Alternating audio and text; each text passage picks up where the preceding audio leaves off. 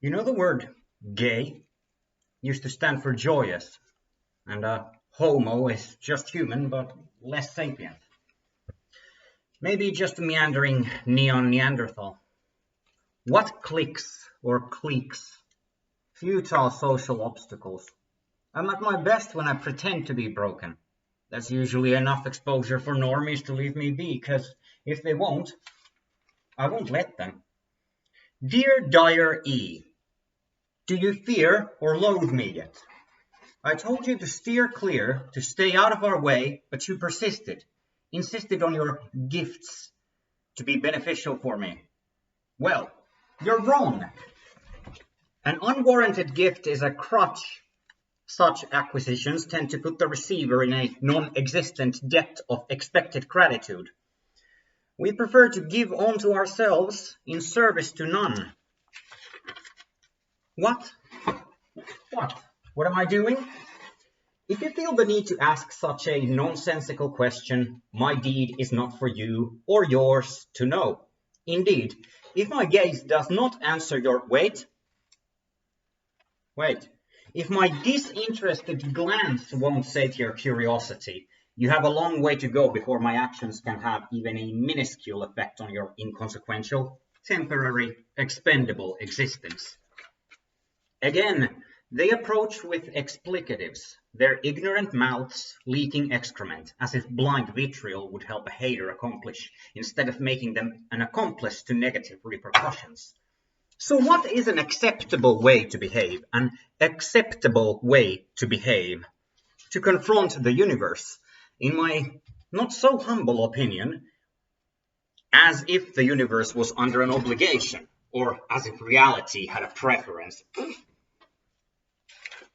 For a single human, and their short burst of variable lucidity as a subjective observer, meandering through life, I've discerned only two mandatory experiences: birth and death.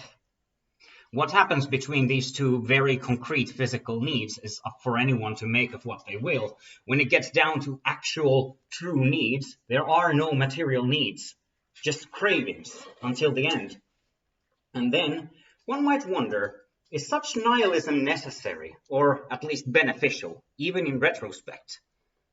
Yes and no. Existential nihilism is not a choice. It's more like a result of too much introspection or too little ignorance. The paradox of nihilism is that a true nihilist will deny the label, as it is the knowing, not a belief, that life is absolutely not the meaning of itself. Existence is not about actions or experiences. The belief in nothing. One thing about my mind is certain. I have no's about other minds, and I have no real way to differentiate them from clinical schizophrenia. Were I to be fully honest and open about these swirling egos in my head, I'd incite most people with either fear, panic, fury, or possibly pity. None of which I want to be remembered by. By the by, I don't really want to be remembered. Who would? That's a harrowing thought. A second, a minute, an hour, a day, a week, month, year, decade, century, millennia. Eons upon eons of subjective time. In the beginning, according to indoctrination through organized religious practices, there was a divine creator who made a world for us to slay each other in. If someone has a different imaginary friend, did you know that most people killed by other humans have been killed in the name of religion? For a simple example, crusades. Most other hostile human relations stem from the illusion of self-importance. I deserve to. They are due for a... No, seriously, no. To deserve or to be due something is a human invention. Vanity, ego. Do you know the only profession or occupation that actually benefits from an ego? An artist. Now for some poetry to lighten the mood.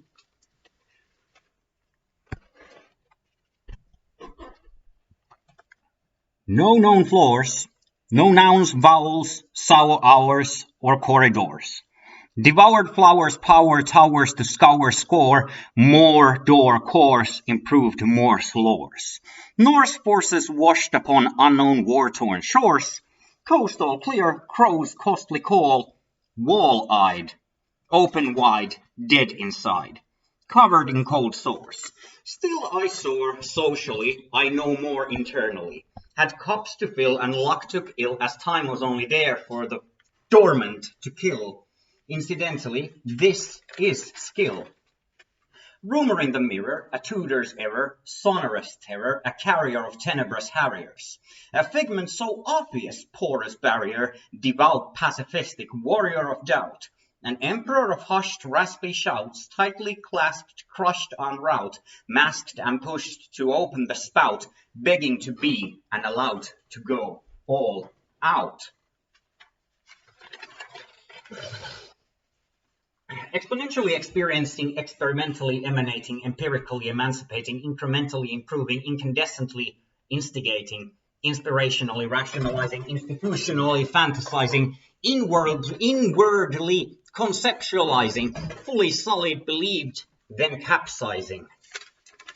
Exclusively reclusive, destructively intrusive, constructively diffusive, delicately dismissive, intrinsically impressive, instinctively progressive, indecently impunitive, educationally defensive, offensively forensic. I implore you, obey the curfew. Constructive instructions enclosed, descriptive obstructions, few views, intrusive implications flow unopposed. Half lucid on cue, asleep in a queue. Curious, insecure divinities, extremists' lineage of extremities, expecting to shed sentimentalities, as if paying dues of vanity with due. Aggressively progressive, deceptively conclusive, verbally expansive, especially expensive, nary a hair in cursive, typographically comprehensive, incrementally impressive, nasally inventive, no incentive. Gastronomically formative, superficially secretive. Do you know the word gay used to stand for joyous?